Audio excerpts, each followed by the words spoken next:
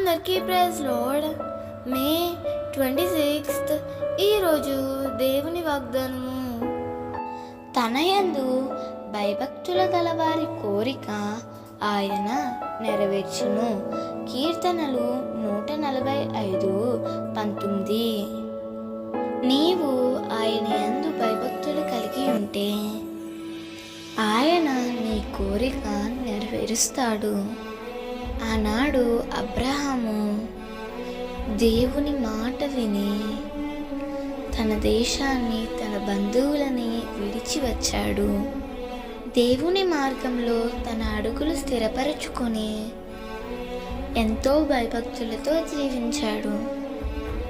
అలా జీవించిన అబ్రహాము నాకు సంతానం కావాలని ప్రభువును వేడుకున్నాడు.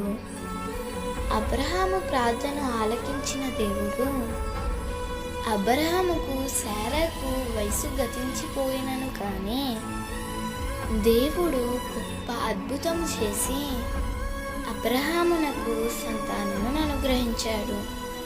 అంత మాత్రమే కాదు కానీ కానానులో అడుగుపెట్టే స్థలం లేనప్పుడు ఈ దేశాన్ని నీకిస్తానని దేవుడు వాగ్దానం చేసి ఆ వాగ్దానాన్ని దేవుడు నెరవేర్చాడు. ప్రియమిత్రమా, నీవు కూడా దేవుని యందు భయభక్తులు కలిగి ఉంటే ఆయన మార్గాలలో నీ అడుగులు స్థిరపరచుకున్నట్లయితే నీ జీవితంలో కూడా అద్భుతాలు చేయుటకు దేవుడు సిద్ధంగా ఉన్నాడు.